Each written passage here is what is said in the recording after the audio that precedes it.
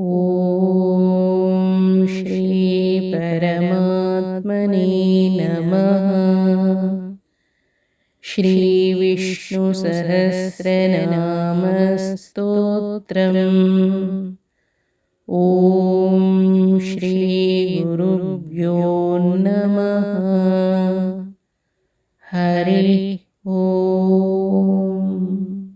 ಸಹಸ್ರನಾಮ ವಿವರಣೆ. ಸ್ತೋತ್ರ ದ್ವಟ್ರಿಂಶತ್ 32 32.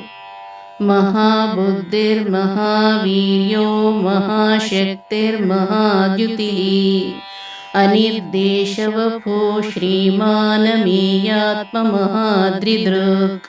173ನೇ ನಾಮ ಮಹಾಬುದ್ಧಿಃ. ಬುದ್ಧಿ ಎಂದರೆ ಜ್ಞಾನ. ಒಂದು ವಸ್ತು ನಿರ್ಮಾಣವಾಗಬೇಕಾದರೆ ಇಚ್ಛಾಶಕ್ತಿ, ಜ್ಞಾನಶಕ್ತಿ ಮತ್ತು ಕ್ರಿಯಾಶಕ್ತಿ ಬೇಕು. ಈ ಅಪೂರ್ವವಾದ ಸೃಷ್ಟಿಯನ್ನು ನಿರ್ಮಾಣ ಮಾಡಿದ ಸರ್ವಜ್ಞನಾದ ಭಗವಂತ ಬುದ್ಧಿವಂತರಿಗೆಲ್ಲ ಹಿರಿಯ ಬುದ್ಧಿವಂತ. ಇಂತಹ ಮಹಾನ್ ಬುದ್ಧಿಶಾಲಿ ಭಗವಂತ ಮಹಾಬುದ್ಧಿ. 174ನೇ ನಾಮ ಮಹಾವೀರ್ಯ. ಮಹಾವೀರ್ಯ ಎಂದರೆ ಮಹಾನ್ ಪರಾಕ್ರಮಶಾಲಿ. ಸೃಷ್ಟಿ ನಿರ್ಮಾಣ ಮಾಡುವಾಗ ಅನೇಕ ದುಷ್ಟಶಕ್ತಿಗಳೂ ನಿರ್ಮಾಣವಾಗುತ್ತವೆ.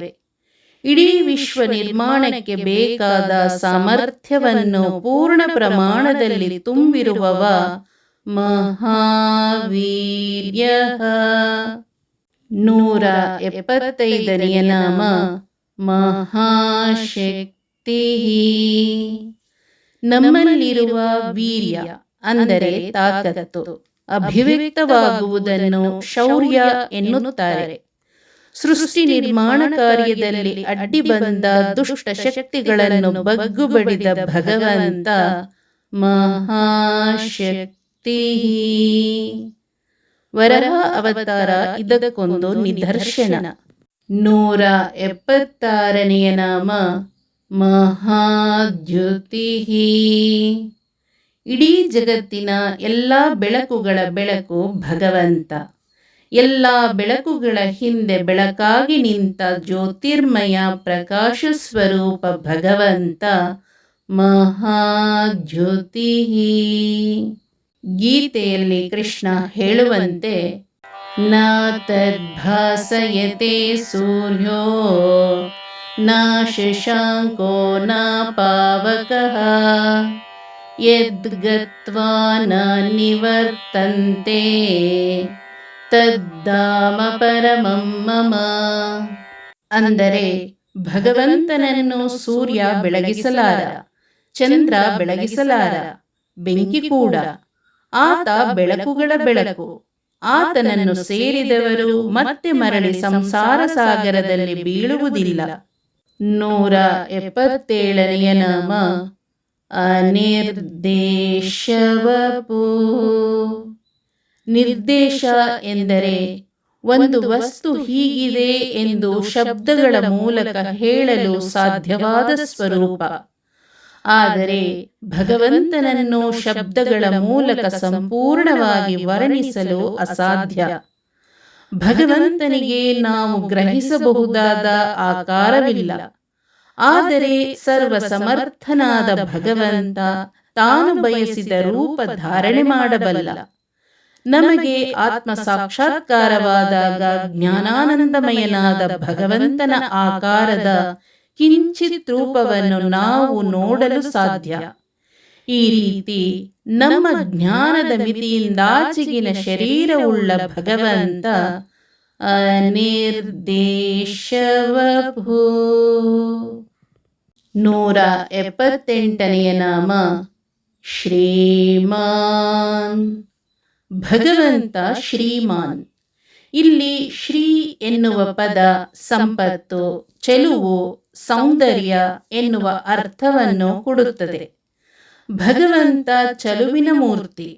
ಆತನ ಚಲುವಿಗೆ ಕೃಷ್ಣಾವತಾರವೇ ಸಾಕ್ಷಿ. ಕೃಷ್ಣನ ಚೆಲುವಿಗೆ ಆಕರ್ಷಿತರಾಗದವರಿಲ್ಲ. ಭಾಗವತದಲ್ಲಿ ಹೇಳುವಂತೆ ಗೋವುಗಳೂ ಕೂಡ ಹುಲ್ಲು ಮೇಯುವುದನ್ನು ನಿಲ್ಲಿಸಿ ಸ್ತಬ್ಧವಾಗಿ ಆತನನ್ನೇ ನೋಡುತ್ತಿದ್ದವು. ಅಂತಹ ಚೆಲುವಿನ ಮೂರ್ತಿ ಆತ.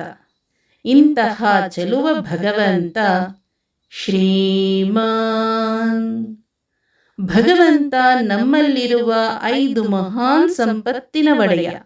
ಅವುಗಳೆಂದರೆ ಕಣ್ಣು, ಕಿವಿ, ಮೂಗು, ಮನಸ್ಸು, ಉಸಿರು. ಈ 5 ಅಮೂಲ್ಯವಾದ ಶ್ರೀಗಳನ್ನು ನಮಗೆ ಕರುಣಿಸಿದ ಲಕ್ಷ್ಮೀಪತಿಯಾದ ಸರ್ವ ವೇದ ವಿದ್ಯೆಗಳ ಸ್ವಾಮಿಯಾದ ಭಗವಂತ ಶ್ರೀಮಾನ್. 179ನೆಯ ನಾಮ ಅಮೇಯಾತ್ಮ. ಭಗವಂತ ನಮ್ಮ ಅಳತೆಗೆ ಎಟುಕುವವನಲ್ಲ. ಆತನನ್ನು ಪೂರ್ಣವಾಗಿ ತಿಳಿದವರು ಯಾರೂ ಇಲ್ಲ. He is smaller than smallest and bigger than biggest. ಪ್ರಪಂಚ ಸೃಷ್ಟಿಗಿಂತ ಮೊದಲು, ಸಂಹಾರದ ನಂತರ, ಎಲ್ಲ ಕಾಲದಲ್ಲಿರುವ ಭಗವಂತ ಅಮೇಯಾತ್ಮ. 180ನೆಯ ನಾಮ ಮಹಾದ್ರಿಧೃಕ್.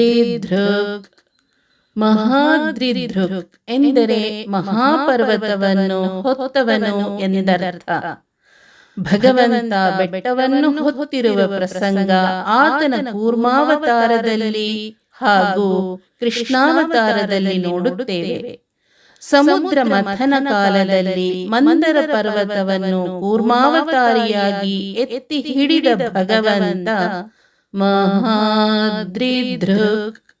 ಅದೇ ರೀತಿ ಗೋವರ್ಧನಗಿರಿಯನ್ನು ತನ್ನ ಕಿರಿ ಬೆರಳಲ್ಲಿ ಎತ್ತಿ ಇಂದ್ರನ ಅಹಂಕಾರವನ್ನು ಮುರಿದು ಗೋಪೂಜೆ ಮತ್ತು ಗಿರಿಪೂಜೆಯನ್ನು ಆಚರಣೆಗೆ ತಂದ ಭಗವಂತ ಮಹಾದ್ರಿಧೃಕ್. ಸಮುದ್ರ ಮಥನ ನಮ್ಮ ಜೀವನಕ್ಕೆ ಸಂಬಂಧಪಟ್ಟ ಕಥೆ ಕೂಡ ಹೌದು. ಮನಸ್ಸು ಎಂಬ ಮಂದರ ಪರ್ವತದಿಂದ ಶಾಸ್ತ್ರವೆಂಬ ಕಡಲನ್ನು ಮಥನ ಮಾಡುವಾಗ ನಮ್ಮ ಮನಸ್ಸು ಪತನವಾಗದಂತೆ ಭಗವಂತ ಎತ್ತಿ ಹಿಡಿಯುತ್ತಾನೆ. ಈ ರೀತಿ ಶಾಸ್ತ್ರಾಧ್ಯಯನದಲ್ಲಿ ಮೊದಲು ಹೊರಬರುವ ವಿಷ ಸಂಶಯ ಅಥವಾ ಅಪನಂಬಿಕೆ, ನಂತರ ಬರುವ ಕಾಮಧೇನು ಕಲ್ಪವೃಕ್ಷ ಸಂಪತ್ತು.